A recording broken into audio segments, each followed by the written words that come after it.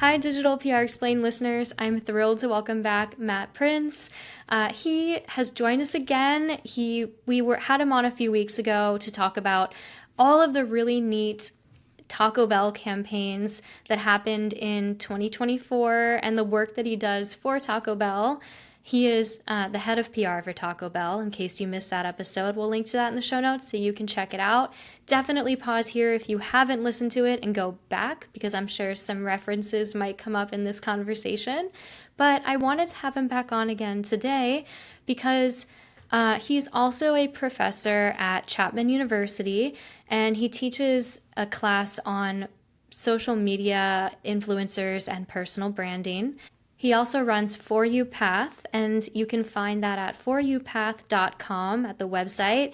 And basically, Matt, why don't you give my listeners a rundown of what For You Path is all about? I have my own questions for you about this organization and everything, but give us a rundown of what it's all about and how it came to be.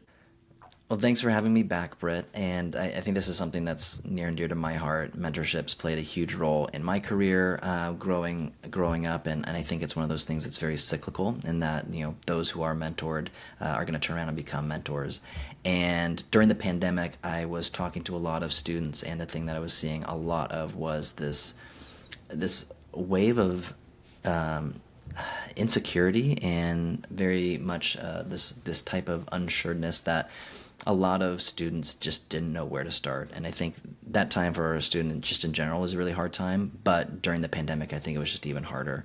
And so I wanted to build out some sort of platform that made it easier to connect consumers or students with experts in the field.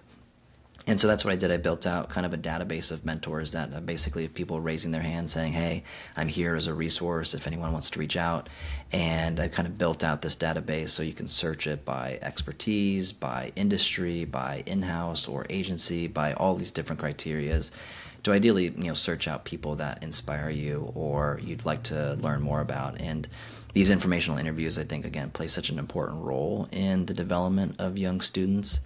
And so that's what I wanted to do. It's kind of grown from there too. It's built out, other resources like templates for resumes and outreach letters to what podcasts and what books, people should be reading to stay up to date in the field.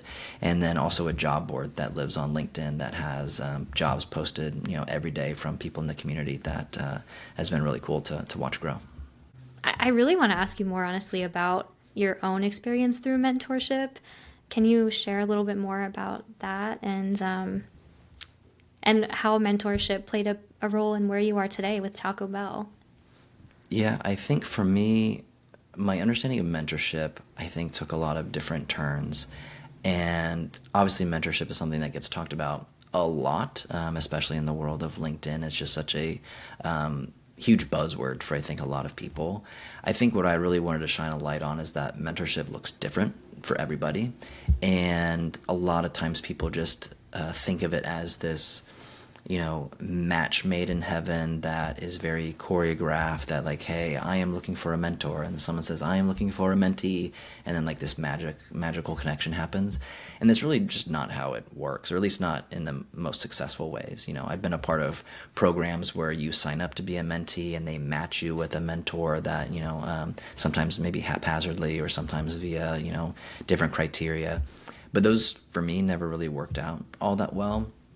And the mentors that I've found to be the most beneficial for me probably didn't even know that they were mentors for me at all. And so I think it just reshaped how I looked at mentorship and what mentors and who mentors could be.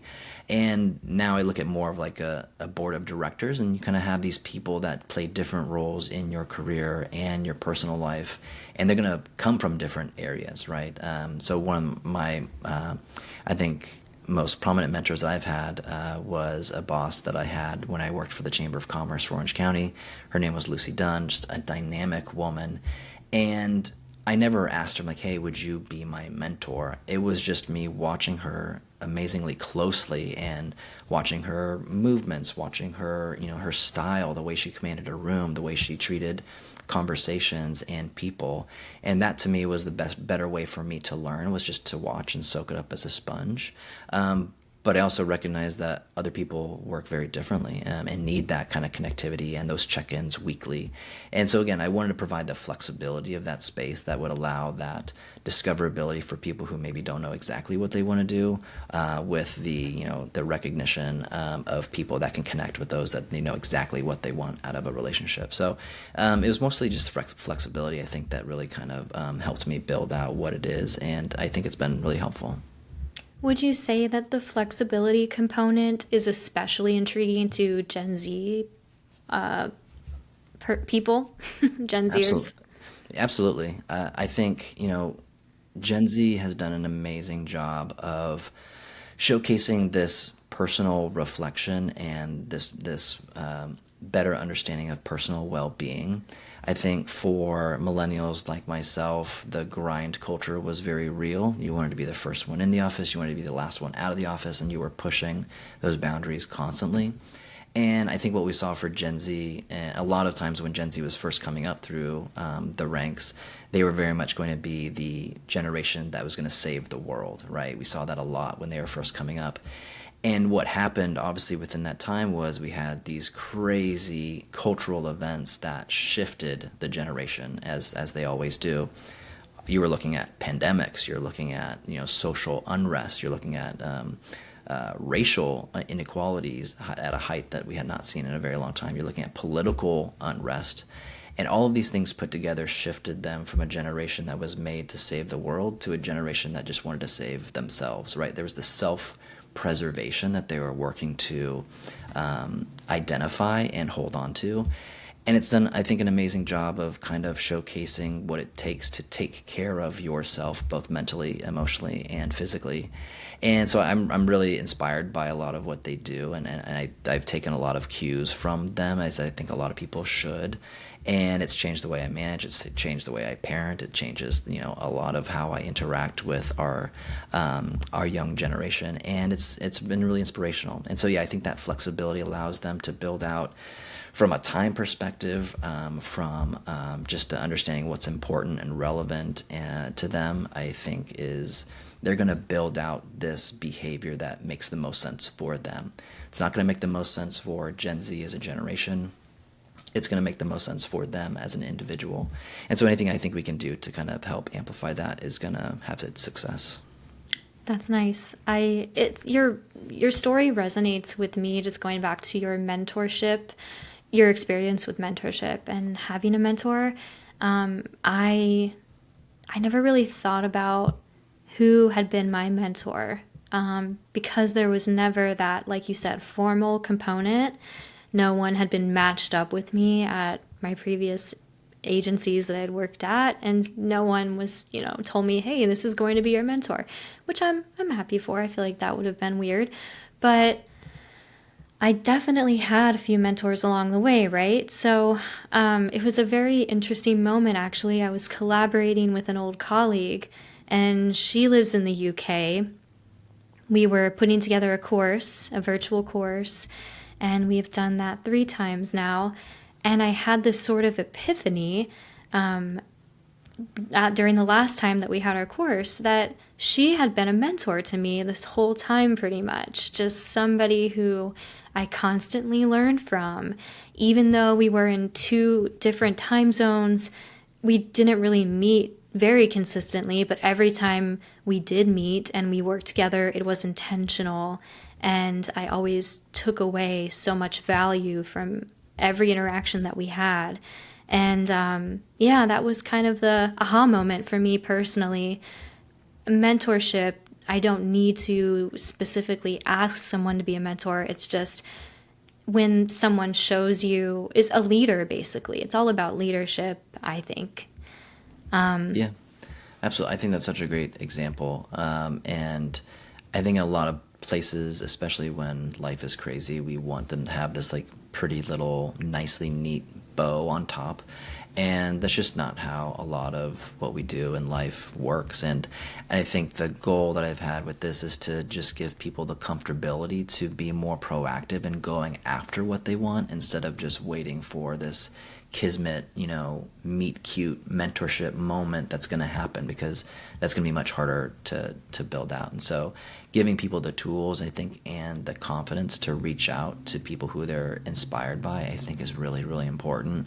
And you have to remember too, we're in the world of LinkedIn now, where you can reach out to literally anybody in the world, literally. And to have that ability is so special. And so whatever tools we can give our future generation to take action and reach out to those people, it's going to be amazing. And the worst thing that's going to happen is you're going to hear a no, or you don't hear back at all, which, who cares? You move on to the next person. But you have an amazing opportunity to reach out to these people and these places that you'd love to work for someday, and build out these strong relationships. And some may fizzle out and they won't go beyond a single phone call. Others could grow into this amazing relationship that you have for decades, and you just never know. But one thing's for sure, you have to just continue to put in that work and continue to try and build out as much of your network as you can.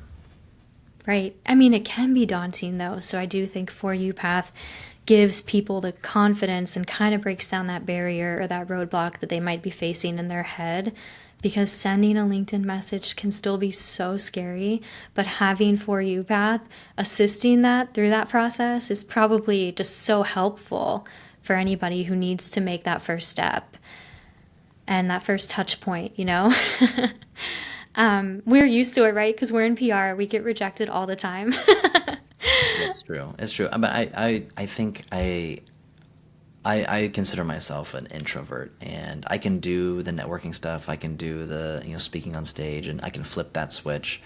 But I was surprised, or maybe I shouldn't be as surprised, that a lot of people in PR and communications are very introverted, and even you can have these amazingly strong social skills and personability, but doesn't necessarily mean that you like it or that you're comfortable doing it. And so I think that just seeing too that other people are challenged with that, and that it has its own form of comfort, which is nice. So again, I think having this be a community of people that connect with one another and share those personal experiences is helpful.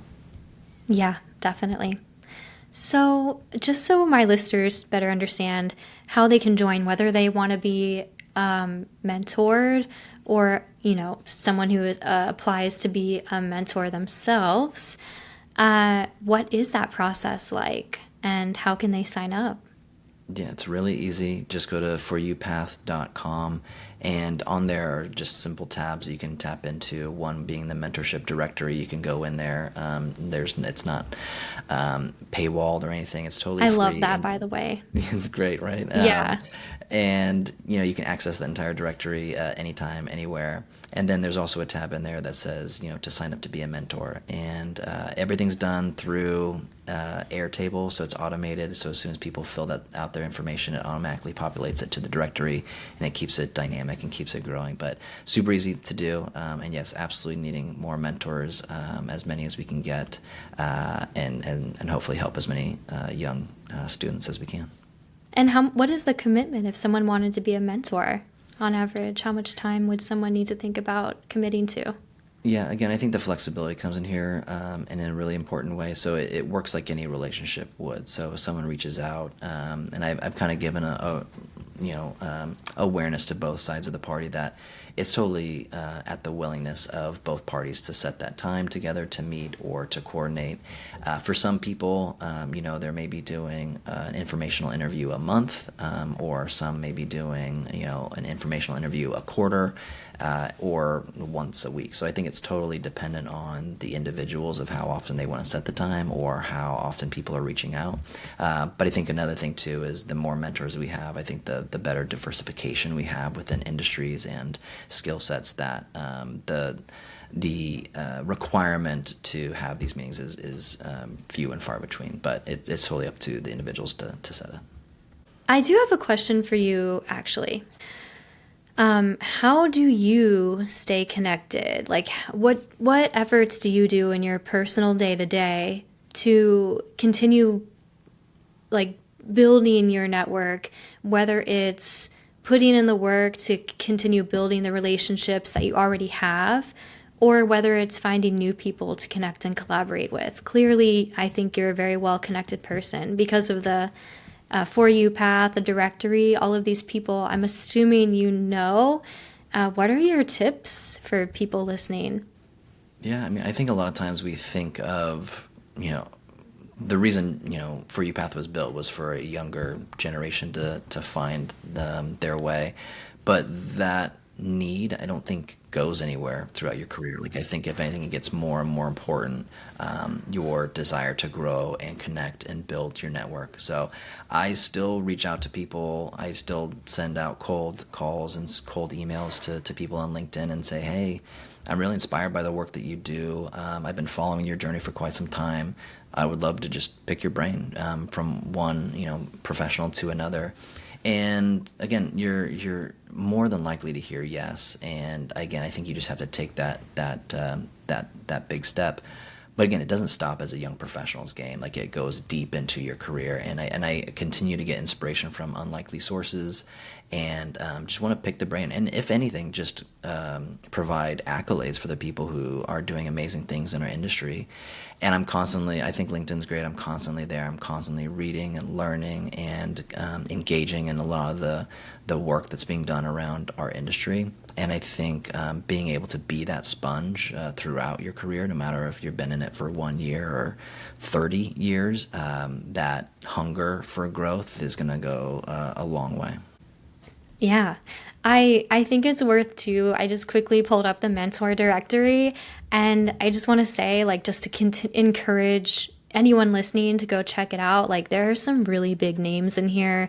There are PR managers and PR executives from Burger King, Califia Farms, Canva, big names. So Chipotle, definitely encourage anyone to go check it out.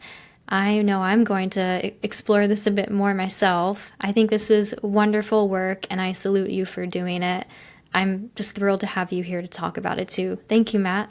Thank you, Brett. I appreciate it.